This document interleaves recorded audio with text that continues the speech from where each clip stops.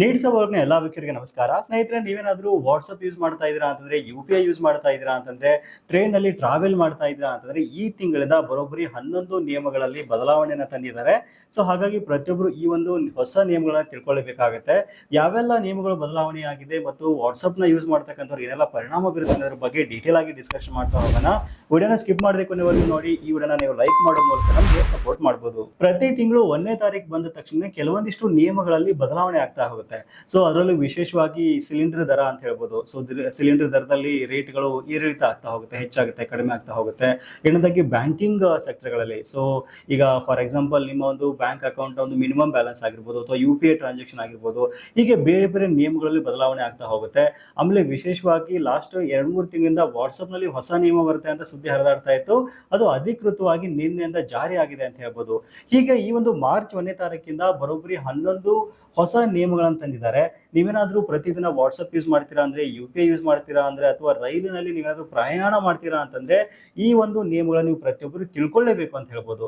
So ಯಾವೆಲ್ಲ ನಿಯಮಗಳು ಬದಲಾವಣೆ ಆಗಿದೆ ಅಂತ ಒಂದೊಂದಾಗಿ ನೋಡ್ತಾ ಹೋಗೋದಾದ್ರೆ, ಮೊದಲನೇದಾಗಿ ಸಿಮ್ ಕಾರ್ಡ್ ಇಲ್ದಿದ್ರೆ ವಾಟ್ಸ್ಆಪ್ ಸ್ಥಗಿತ ಅಂತ ಹೇಳ್ತಾ ಇದ್ದಾರೆ. ಹೌದು, ನಿಮ್ಮ ಮೊಬೈಲ್ ಫೋನ್ ಅಲ್ಲಿ ನೀವೇನಾದ್ರೂ ವಾಟ್ಸ್ಆಪ್ ನ ಯೂಸ್ ಮಾಡ್ತೀರಾ ಅಂತಂದ್ರೆ ಅದಕ್ಕೆ ಸಿಮ್ ಕಾರ್ಡ್ ಆ ಒಂದು ಫೋನ್ ಅಲ್ಲಿ ಕಂಪಲ್ಸರಿ ಇರಲೇಬೇಕು. ಸೊ ಮೊದಲೇನಾಗ್ತಾ ಇತ್ತು ಅಂತಂದ್ರೆ, ಈಗ ನಮ್ಮ ಫೋನ್ ಅಲ್ಲಿ ಸಿಮ್ ಕಾರ್ಡ್ ಇಲ್ಲ ಅಂದ್ರೆ ಸಹಿತ ಬೇರೆ ಫೋನ್ಗೆ ನಾವು ಅದನ್ನ ಸಿಮ್ ಕಾರ್ಡ್ ಹಾಕೊಂಡು ಇದರಲ್ಲಿ ವಾಟ್ಸ್ಆಪ್ ಇನ್ಸ್ಟಾಲೇಷನ್ ಮಾಡ್ಕೊಂಡು OTP ನ ಎಂಟರ್ ಮಾಡಿಬಿಟ್ಟು ವಾಟ್ಸ್ಆಪ್ ನ ಯೂಸ್ ಮಾಡ್ತಾ ಇದ್ವಿ. ಅವಾಗ ಅದು ನಡೀತಾ ಇತ್ತು. ಬಟ್ ಇವಾಗ ಆಗಲ್ಲ.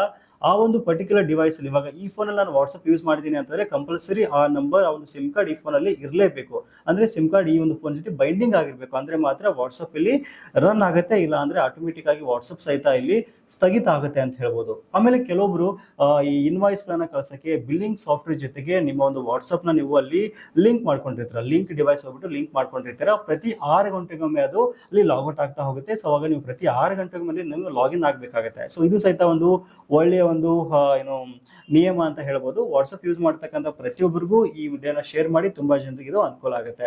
ಇನ್ನು ಎರಡನೇದಾಗಿ, ರೈಲ್ವೆ ಪ್ರಯಾಣಿಕರಿಗೆ ಒಂದು ಹೊಸ ಆಪ್ ನಲ್ಲಿ ಲಾಂಚ್ ಮಾಡಿದ್ದಾರೆ, ರೈಲ್ ಒನ್ ಅಂತ ಹೇಳಿ. ಸೊ ಮೊದಲು ನೀವೇನ್ ಮಾಡ್ತಾ ಇದ್ರಿ ಅಂತಂದ್ರೆ, ಈ ಟ್ರೈನ್ ಟಿಕೆಟ್ ಬುಕ್ ಮಾಡಕ್ಕಾಗಿರ್ಬೋದು ಅಥವಾ ಪ್ಲಾಟ್ಫಾರ್ಮ್ ಟಿಕೆಟ್ ಬುಕ್ ಮಾಡಕ್ಕೆ ಒಂದು ಹಳೆಯ ಆಪ್ ನ UTS ಆಪ್ ನ ಯೂಸ್ ಮಾಡ್ತಾ ಇದ್ರಿ. ಆ ಒಂದು UTS ಆಪ್ ನ ಅಧಿಕೃತವಾಗಿ ಬಂದ್ ಮಾಡಿಬಿಟ್ಟು ರೈಲ್ ಒನ್ ಅನ್ನುವಂತ ಒಂದು ಹೊಸ ಆಪ್ ನ, ಲೇಟೆಸ್ಟ್ ಟೆಕ್ನಾಲಜಿಯಿಂದ ಒಂದು ಆಪ್ ನ ಲಾಂಚ್ ಮಾಡಿದ್ದಾರೆ.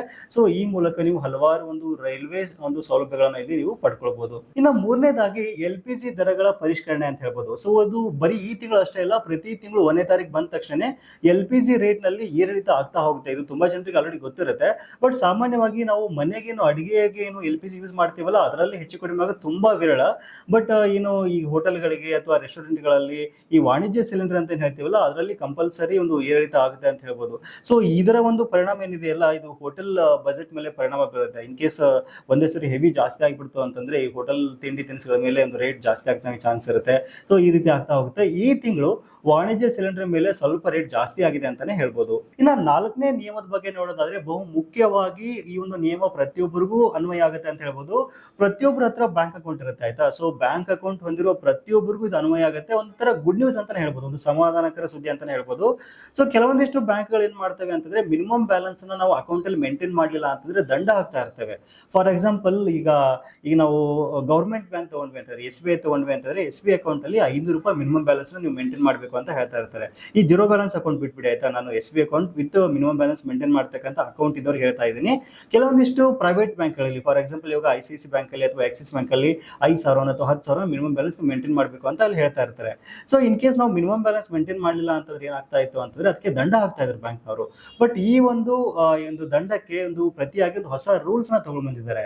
ಸೊ ದಂಡ ಹಾಕೋಕ್ಕಿಂತ ಮುಂಚೆ ಬ್ಯಾಂಕ್ ನವರು ಏನ್ ಮಾಡ್ತಾರೆ ಅಂತಂದ್ರೆ, ಈ ಮಂತ್ ಇಂದ ಎವರೇಜ್ ಮಂತ್ಲಿ ಬ್ಯಾಲೆನ್ಸ್ ನಲ್ಲಿ ಚೆಕ್ ಮಾಡ್ತಾ ಇರ್ತಾರೆ. ಒಂದು ಸರಾಸರಿ ಒಂದು ಬ್ಯಾಲೆನ್ಸ್ ಚೆಕ್ ಮಾಡಿಬಿಟ್ಟು, ಸೊ ನಿಮ್ಮ ಅಕೌಂಟ್ ಅಲ್ಲಿ ಎಷ್ಟು ಸರಾಸರಿ ಇದೆ, ಒಂದು ಹೊಂದಾಣಿಕೆ ಆಗುತ್ತಿಲ್ಲ ಅಂತ ನೋಡ್ಬಿಟ್ಟು, ಇನ್ ಕೇಸ್ ಮ್ಯಾಚ್ ಆಗಲಿಲ್ಲ ಅಂದ್ರೆ ಮಾತ್ರ ದಂಡ ಹಾಕ್ತಾರೆ. ಇಲ್ಲ ಅಂತಂದ್ರೆ ನೀವು ಮಿನಿಮಮ್ ಬ್ಯಾಲೆನ್ಸ್ ಅನ್ನ ಮೇಂಟೈನ್ ಮಾಡದೇ ಇದ್ರು ಸಹಿತ ನಡೆಯುತ್ತೆ. ಬಟ್ ಹಾಗಲ್ಲ, ಎವರೇಜ್ ಬ್ಯಾಲೆನ್ಸ್ ನೀವು ಕರೆಕ್ಟ್ ಆಗಿ ಮೇಂಟೈನ್ ಮಾಡ್ಕೊಂಡಲ್ಲಿ ಯೂಸ್ ಮಾಡಬೇಕಾಗುತ್ತೆ. ಫಾರ್ ಎಕ್ಸಾಂಪಲ್ 1 ಡೇ ಅಥವಾ 2 ಡೇ ಇನ್ ಕೇಸ್ ನಿಮ್ಮ ಅಕೌಂಟ್ ಅಲ್ಲಿ ಹಣ ಇಲ್ಲ, ನೀವು ಏನಾದ್ರು ಅರ್ಜೆಂಟ್ ತಗೊಂಡ್ಬಿಟ್ರಿ ಅಂತಂದ್ರೆ ಅದಕ್ಕೆ ದಂಡ ಹಾಕ್ತಕ್ಕಂಥ ಒಂದು ಚಾನ್ಸ್ ಅಲ್ಲಿ ತುಂಬಾ ಕಡಿಮೆ ಅಂತ ಹೇಳ್ಬೋದು. ಸೊ ಈ ಒಂದು ನಿಯಮ ನಿನ್ನೆಯಿಂದ ಅಂದ್ರೆ ಮಾರ್ಚ್ 1ನೇ ತಾರೀಕಿಂದ ಜಾರಿಗೆ ಬಂದಿರುತ್ತೆ.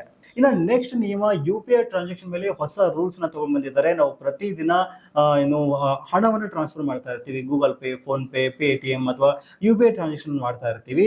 ಹೌದು, high value U P I ವಹಿವಾಟಿಗೆ ಬಯೋಮ್ಯಾಟ್ರಿಕ್ ಅನ್ನ ಮಾರ್ಚ್ 1ನೇ ತಾರೀಕಿಂದ ಕಡ್ಡಾಯಗೊಳಿಸಿದ್ದಾರೆ ಅಂತ ಹೇಳ್ಬೋದು. ಇನ್ ಕೇಸ್ ನೀವೇನಾದ್ರೂ 50,000, 60,000, 1,00,000 ಹೈ ವ್ಯಾಲ್ಯೂ ಟ್ರಾನ್ಸಾಕ್ಷನ್ ಮಾಡ್ತಾ ಇದ್ದೀರಾ ಅಂತಂದ್ರೆ ನಿಮಗೆ ಬಯೋಮೆಟ್ರಿಕ್ ಕಡ್ಡಾಯ ಅಂತ ಹೇಳ್ಬೋದು. ಫೇಸ್ ಐಡಿ ಅಥವಾ ಫಿಂಗರ್ ಪ್ರಿಂಟ್ ಅಂತ ಮಲ್ಟಿ ಫ್ಯಾಕ್ಟರ್ ಅಥೆಂಟಿಕೇಶನ್ ಅನ್ನ ಈ ಒಂದು ಟ್ರಾನ್ಸಾಕ್ಷನ್ ಮೇಲೆ ಕಡ್ಡಾಯಗೊಳಿಸಿರುವಂತದ್ದು. ಇನ್ನು 6ನೇ ನಿಯಮದ ಬಗ್ಗೆ ಹೇಳೋದಾದ್ರೆ ಇನ್ಕಮ್ ಟ್ಯಾಕ್ಸ್ ಅಥವಾ ನಾವೇನು ಆದಾಯ ತೆರಿಗೆ ಅಂತ ಹೇಳ್ತೀವಲ್ಲ, ಸೊ ಈ ಒಂದು ಸಲ್ಲಿಕೆಯನ್ನ ತುಂಬಾ ಸರಳೀಕರಣಗೊಳಿಸಿರುವಂತದ್ದು. ಹೌದು, 2026 ಹೊಸ ಆದಾಯ ತೆರಿಗೆ ನೀತಿಯಡಿ ತೆರಿಗೆದಾರರಿಗೆ ಸಿಹಿ ಸುದ್ದಿ ಸಿಕ್ಕಿರುವಂತದ್ದು. ಇನ್ನು ಮುಂದೆ ತೆರಿಗೆ ಸಲ್ಲಿಕೆ ಪ್ರಕ್ರಿಯೆಯನ್ನ ವೇಗಗೊಳಿಸಲು ಹೊಸ ITF ಫಾರ್ಮ್ಗಳನ್ನ ಪರಿಚಯಿಸಲಾಗಿದೆ. ಇದರಲ್ಲಿ ನಿಮ್ಮ ಹೆಚ್ಚಿನ ಮಾಹಿತಿ ಮೊದಲೇ ಭರ್ತಿಯಾಗಿರೋದ್ರಿಂದ ತಪ್ಪುಗಳಿಲ್ಲದೆ ಕ್ಷಣಾರ್ಧದಲ್ಲಿ ನೀವು ತೆರಿಗೆಯನ್ನ ಪಾವತಿ ಮಾಡಬಹುದು.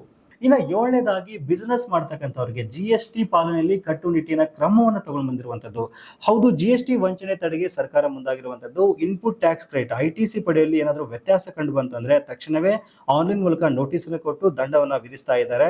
ಎಕ್ಸ್ಪೋರ್ಟ್ಗಳು ಮತ್ತು ಕಂಪೋಸಿಷನ್ ಸ್ಕೀಮ್ನವರು ಮಾರ್ಚ್ 31ನೇ ತಾರೀಕಿನೊಳಗಾಗಿ ಅಗತ್ಯ ದಾಖಲೆಯನ್ನ ಕಂಪಲ್ಸರಿ ಸಲ್ಲಿಸೋದು ಅನಿವಾರ್ಯವಾಗಿದೆ ಅಂತಾನೆ ಹೇಳ್ಬೋದು. ಇನ್ನು ನೆಕ್ಸ್ಟ್ ರೂಲ್ಸ್ ಬಗ್ಗೆ ಹೇಳೋದಾದ್ರೆ ಕಾರ್ಮಿಕರಿಗೆ ಅನುಗುಣವಾಗುವಂತೆ ಹೊಸ ಕಾರ್ಮಿಕ ಕಾನೂನು ತಿದ್ದುಪಡಿಯನ್ನು ತಗೊಂಡು ಬಂದಿದ್ದಾರೆ. ಹೌದು, ಕಾರ್ಮಿಕರು ಮತ್ತು ಮಾಲೀಕರ ನಡುವಿನ ಸಂಬಂಧವನ್ನು ಸುಧಾರಿಸೋಕೆ ಹೊಸ ಕೈಗಾರಿಕಾ ಚೌಕಟ್ಟನ್ನು ಜಾರಿಗೆ ತರಲಾಗಿದೆ. ಇದು ಕೆಲಸದ ಸ್ಥಳದಲ್ಲಿ ಶಿಸ್ತು ಮತ್ತು ವಿವಾದಗಳ ಶೀಘ್ರ ಇತ್ಯರ್ಥಕ್ಕೆ ಸಹಕಾರಿಯಾಗಿದೆ ಅಂತ ಹೇಳ್ತಾ ಇದ್ದಾರೆ. ಇನ್ನು ನೆಕ್ಸ್ಟ್ ನಿಯಮದ ಬಗ್ಗೆ ಹೇಳೋದಾದ್ರೆ ನೀವೇನಾದ್ರೂ ವಿದೇಶದ ಚಿನ್ನ ತಗೊಂಡ್ ಬರ್ತೀರಾ ಅಥವಾ ವಿದೇಶಕ್ಕೆ ಟ್ರಿಪ್ ಹೋಗ್ತೀರಾ ಅಂತಂದ್ರೆ ಒಂದು ಗುಡ್ ನ್ಯೂಸ್ ಅಂತಾನೆ ಹೇಳ್ಬೋದು. ಹೌದು, ವಿದೇಶಿ ಪ್ರವಾಸ ಮತ್ತು ಕಸ್ಟಮ್ ಡ್ಯೂಟಿ ಸಡಿಲಿಕೆಯನ್ನ ಮಾಡಿರುವಂತದ್ದು. ಹೌದು, ವಿದೇಶದಿಂದ ಬರುವ ಪ್ರಯಾಣಿಕರಿಗೆ ಸುಂಕರಹಿತ ಲಗೇಜ್ ಮಿತಿಯನ್ನ ಹೆಚ್ಚಿಸಲಾಗಿದೆ. ಚಿನ್ನಾಭರಣ ತರುವ ನಿಯಮಗಳನ್ನು ಸಹಿತ ಸರಳೀಕರಿಸಲಾಗಿದ್ದು ಅಂತಾರಾಷ್ಟ್ರೀಯ ಪ್ರಯಾಣಿಕರಿಗೆ ಇದು ಹೆಚ್ಚಿನ ಅನುಕೂಲವನ್ನ ಮಾಡಿಕೊಡಲಿದೆ ಅಂತ ಹೇಳ್ತಾ ಇದ್ದಾರೆ. ಇನ್ನು ನೆಕ್ಸ್ಟ್ ರೂಲ್ಸ್ ಬಗ್ಗೆ ಹೇಳೋದಾದ್ರೆ ಆರೋಗ್ಯ ಮತ್ತು ಔಷಧಿ ಕ್ಷೇತ್ರದಲ್ಲಿ ಕೆಲವೊಂದಿಷ್ಟು ನಿಯಮಗಳನ್ನ ಬದಲಾವಣೆ ಮಾಡಿರುವಂತದ್ದು. ಹೊಸ ಔಷಧಿಗಳ ಮಾರುಕಟ್ಟೆ ಪ್ರವೇಶಕ್ಕೆ ಇದ್ದ ಕಠಿಣ ನಿಯಮಗಳನ್ನ ಕಡಿಮೆ ಮಾಡಲಾಗಿದೆ. ಇದರಿಂದ ಹೊಸ ಚಿಕಿತ್ಸಾ ಪದ್ಧತಿಗಳು ಮತ್ತು ಔಷಧಿಗಳು ವೇಗವಾಗಿ ರೋಗಿಗಳಿಗೆ ತಲುಪಲಿವೆ ಅಂತ ಹೇಳ್ತಾ ಇದ್ದಾರೆ ಮತ್ತು ಔಷಧಿ ಕ್ಷೇತ್ರದಲ್ಲಿ ಹೂಡಿಕೆ ಸಹಿತ ಹೆಚ್ಚಾಗುತ್ತೆ ಅಂತ ಹೇಳ್ತಾ ಇದ್ದಾರೆ. ಇನ್ನು ಕೊನೆಯದಾಗಿ AI ಯೂಸ್ ಮಾಡಿಕೊಂಡು ತೆರಿಗೆ ವಂಚನೆಯನ್ನ ಫೈಂಡ್ ಔಟ್ ಮಾಡಕ್ಕೆ ಹೊಸ ನಿಯಮಗಳನ್ನು ತಗೊಂಡು ಬಂದಿದ್ದಾರೆ ಅಂತ ಹೇಳ್ಬೋದು. ಇವಾಗ AI ನ ಎಲ್ಲಾ ಕ್ಷೇತ್ರದಲ್ಲಿ ಯೂಸ್ ಮಾಡ್ತಾ ಇರೋದು ವಿಶೇಷ ಅಂತಾನೆ ಹೇಳಲಾಗ್ತಾ ಇದೆ.